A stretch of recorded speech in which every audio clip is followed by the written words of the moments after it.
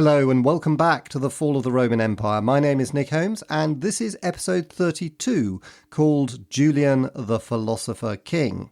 In the last episode, I suggested that the Battle of Strasbourg in AD 357 was a game changer in 4th century Roman history.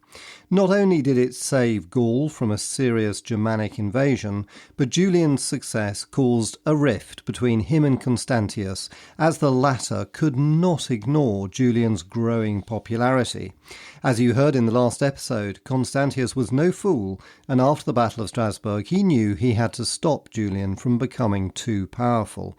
So he resorted to every means he had at his disposal to muzzle his overly successful Caesar. He tried to disrupt Julian's loyal team in Gaul by recalling Julian's trusted second-in-command, Salutius Secundus, who was doubly important to him after the death of Severus, his able lieutenant who had helped him to victory at Strasbourg, but then died of natural causes soon afterwards. And since the army and the administration of Gaul were separate organisations, he appointed his own administrative minister, Florentius, to hinder Julian in every way he could, even depriving his troops of pay on the basis that tax revenues had fallen sharply in Gaul. Then, in January 360, he tried something that went just a bit too far. He ordered Julian to send troops east to fight the Persians. And it wasn't just a small part of Julian's army. He wanted 4 of his best auxiliary regiments, the Eruli, Batavi, Petulantes and the Celtae, together with 300 men from every other legion and vexillation, as the other units were called, to leave Gaul immediately to report to him in the east. This probably represented just under half of Julian's army and would have left Julian without any real military strength. Not surprisingly, this was the last straw for Julian, but to be totally fair to Constantius, he was certainly well within his rights. After all, he was the senior emperor, and ordering these troops east was fully justified since Shapur II had just launched another Persian offensive and succeeded in taking the major Roman fortress of Amida, which is in modern southern Turkey. I think if we were in Constantius's shoes, we would probably have done the same. But equally, no one could deny that it was also a very convenient way for Constantius to undermine Julian. So what could Julian do? Revolt against the emperor or go along with him? Now, historians are divided about what really happened. The official version was written by Julian himself, who was a prolific writer during his own lifetime, and thankfully many of his writings have survived. Of course, we also have the writings of the best historian of this period, Ammianus Marcellinus. Now, both of them say that Julian was loyal to Constantius, but what pushed him into revolt was the refusal of his troops to march east. They say that Constantius had misjudged the situation, especially the fact that the Gallic legions comprised Gauls who had no wish to depart for the east, leaving their families vulnerable to another Germanic attack. So, according to them, the army of Gaul mutinied of its own accord, and in February 360 in Paris, they proclaimed Julian Augustus for a second time. You may remember the first time had been immediately after the Battle of Strasbourg, to prevent their having to march east. But most historians think this version of events was propaganda invented by Julian and Ammianus after the event in order to disguise the fact that the soldiers' acclamation in Paris was in fact engineered by Julian, who, working with his senior officers, decided that this was the right opportunity to make his bid for power. After being acclaimed Augustus, Julian then played a game of cat and mouse with Constantius by sending him messengers saying that despite his trying to carry out his uncle's orders, his soldiers had simply refused to march. When Constantius heard this, he was at Caesarea in Cappadocia, and he's said to have flown into a rage. However, neither he nor Julian wanted an open civil war at this stage. Constantius was actually more worried by the Persians than Julian, and Julian was mindful of his own precarious position. He knew he had precious little support outside Gaul, and that Constantius was still seen as the legitimate emperor. He was Constantine the Great's son, after all. So the result was a sort of phony war between them. Julian didn't rush into any immediate confrontation with Constantius. It was business as usual in Gaul. He launched a campaign against the Franks in the summer of 360. We know from coins he issued in 360 and 361 that he did use the title of Augustus, but some of his coins had both him and Constantius as Augustus, suggesting he wanted joint rule. He also maintained a dialogue with Constantius, proposing that troops in Spain could reinforce the Eastern Front rather than his own Gallic soldiers. But not surprisingly, despite the fact that he was still regarded as the senior emperor, Constantius's paranoia was now in overdrive. He even resorted to bribing the Germans to attack Julian, just as he'd done with Magnentius. And Julian was compelled in 361 to campaign against the Alemannic king Vadomarius, who had been paid by Constantius to attack Gaul. You might say this wasn't particularly smart of Constantius, since it left Julian with little alternative but to go to war. But perhaps that's exactly what Constantius wanted, since maybe he felt it was a war he could win, just as he'd won against Magnentius. Certainly, he commanded most of the empire, and Julian decided that attack was the best form of defence, and led a significant number of troops down the Danube in boats into the Balkans, occupying Illyria with little resistance, and then setting up camp at the town of Naissus on the border with Thrace, and threatening Constantinople. Julian later claimed that he didn't want war, and his advance was only meant to persuade Constantius that joint rule was in both of their best interests.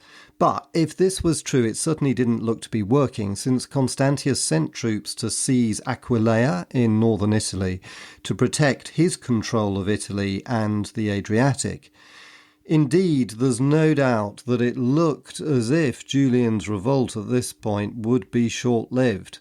Constantius was still popular throughout most of the empire, especially in the city of Rome, which he'd visited in 357, and where he put up a massive obelisk in the Circus Maximus in homage to the old capital of the empire.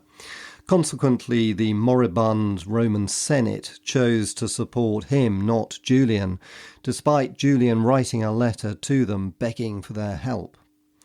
Then, just as the empire looked to be on the brink of a hugely damaging civil war, something completely unexpected happened. Constantius died. On the way back from the Persian front, returning to Constantinople, he contracted a fever and died in Cilicia, that's in modern Turkey, as he was about to travel through the Taurus Mountains. He was 44 years old and had reigned for 24 years. Julian's gamble had paid off. What was even better for Julian was that, despite the civil war between them, Constantius had not changed his will, which nominated Julian as his successor. So Julian was now the sole and undisputed ruler of the Roman Empire. Catastrophe had been averted. On December the 11th, AD 361, he rode into the city of Constantinople, and the people turned out en masse to cheer him on. A new chapter for the Roman Empire had begun. Now, I think Julian's short reign, from 361 to his early death in battle in 363, was a pivotal moment in the history of the fall of the Roman Empire, because it marked the final end, in my opinion, of the classical Roman Empire. What I mean by this is that it was the last time that an emperor tried to recreate the golden age of Rome that, in my view, had been mainly destroyed in the crisis of the 3rd century. Julian is, of course, best remembered for his epithet, the apostate. Apostate means someone who renounces a religion or political belief, and it was the term that Christians applied to him after his death because he was famously anti-Christian. But what this name doesn't capture is Julian's positive energy and his yearning to restore the great civilization of ancient Rome. I think Julian is much better described as the philosopher king because he saw himself very much in the tradition of the philosopher kings that Plato envisaged in his great work called The Republic. For the bookish Julian was, as described in episode 31, hugely well educated and had read all of the classic ancient works by Plato and Aristotle and others, which are still fundamental to modern philosophy. His model as emperor was Marcus Aurelius, himself a philosopher and enlightened ruler, and Julian set himself on the path to becoming the same. To begin with, Julian was exceptionally economical. The story goes that shortly after his arrival in Constantinople, he sent for a barber. A richly dressed man appeared, to whom the young emperor said, "I sent for a barber, not the head of the treasury." When the barber revealed the huge salary Constantius had paid him, Julian fired him on the spot. Julian cut back the extravagant expenditure in Constantius's court, but this was a trifle compared with the wholesale reorientation of imperial rule that he began to implement. For Julian wanted to undo the centralization of state that Diocletian had found necessary to maintain power in the years of military anarchy in the 3rd century, and which Constantine had continued with an emphasis on Christianity, as had Constantius. Now Julian wanted to reduce the imperial civil service and replace it with a strong civic authority, as had existed in Augustus's reign and was the hallmark of the Pax Romana. At that time, the central bureaucracy running the empire was tiny, only a few hundred civil servants. However, under Diocletian and Constantine, this had swollen to an estimated 35,000 people. Julian started to slim this down by giving more power for tax collection and civil administration to the cities in the empire. He strengthened their resources by no longer requiring cities to present golden wreaths to the emperor. Cities had traditionally given the emperor a golden wreath every year as a form of taxation. The wreaths could be huge in size and represented a considerable cost. Instead of paying for these, Julian urged the city councils to spend their money on road maintenance and other amenities which had been de-emphasized since the crisis of the 3rd century. A famous example of his focus on reducing central costs was his overhaul of the imperial courier system. The Romans had an extensive transport network for those travelling on government business, whether military or civil, throughout the empire. Thousands of staging posts and horses were maintained at enormous cost in all parts of the empire and used by all sorts of officials. Julian drastically restricted the perk of using this imperial transport system to essential business only and saved significant costs. In addition to this policy of decentralization, Julian focused on bolstering the power of the Senate in Constantinople. His aim was to make it equivalent to what the Roman Senate had been in Augustus's era. To this end, he paid considerable respect to senatorial debates, going on foot to the Senate instead of summoning the Senate to his palace, as his predecessors had done. He took part in debates, giving his own speeches and accepting the votes of the Senate as binding in law. He passed legislation protecting the rights of senators and always described himself as a servant of the state. Such egalitarian behaviour by Diocletian, Constantine or Constantius would have been unthinkable. Julian was intent on restoring the empire to what it had been before the crisis of the 3rd century and to the time of Marcus Aurelius and even the great Augustus. One area we haven't touched on so far is Christianity. And of course, this is the area for which Julian is most famous, reviled by Christian chroniclers in later centuries as the man who wanted to destroy Christianity. Historians have long debated his Christian policies, and some regard him as an uncompromising pagan. But it seems to me that Julian was far more enlightened and broad-minded than his critics say. At no point did he consider for one moment a persecution of the Christians. Not only were the examples of this in the past, like Diocletian's great persecution, abysmal failures that had only served to strengthen the moral appeal of Christianity, but they also simply did not appeal to Julian's liberal mind. Instead, his first priority was to establish a level playing field between Christianity and the pagan religions.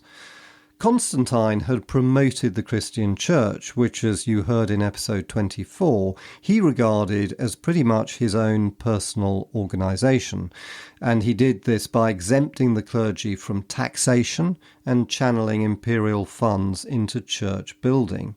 He and his son, Constantius, also persecuted those pagan religions which were out of favour, actually removing gold and precious metals from their temples.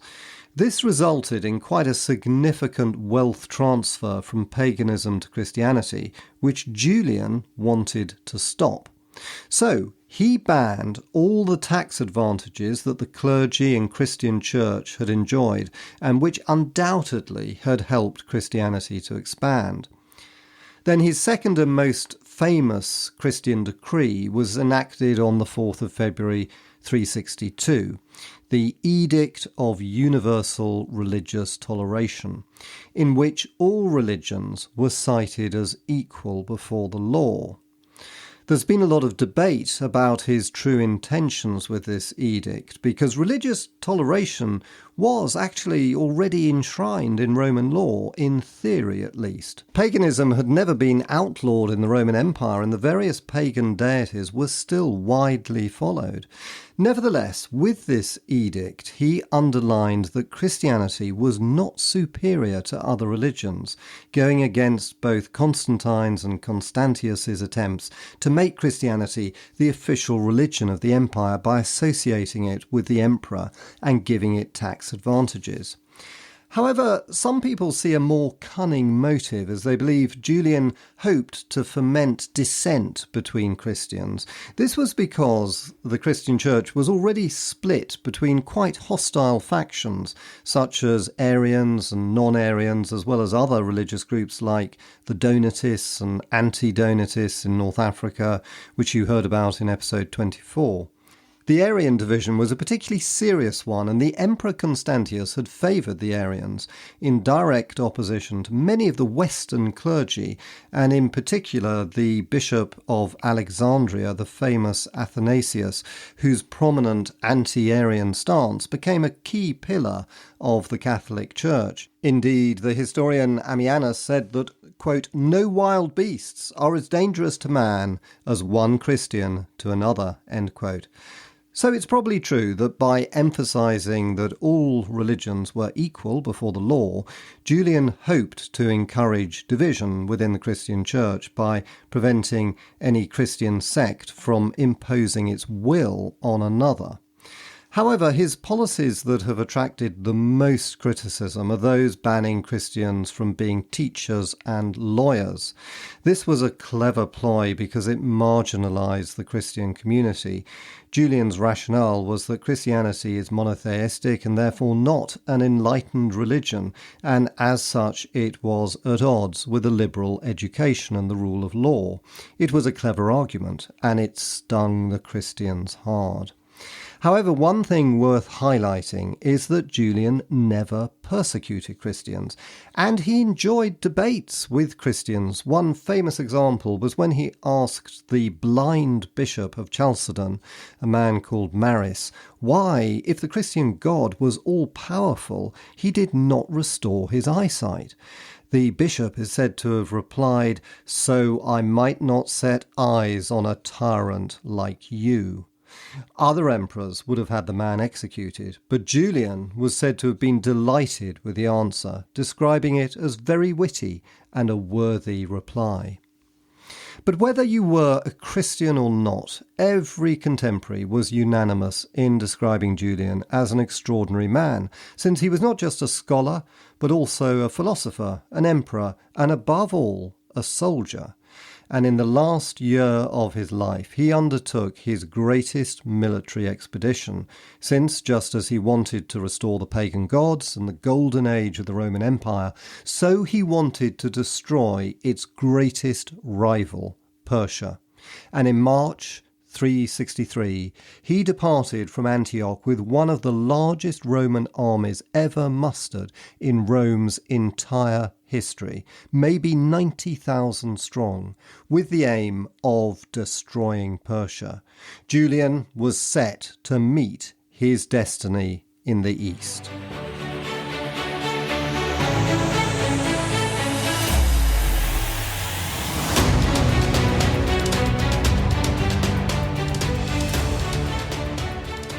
And that ends this episode. Thanks so much for listening, and I hope you enjoyed it.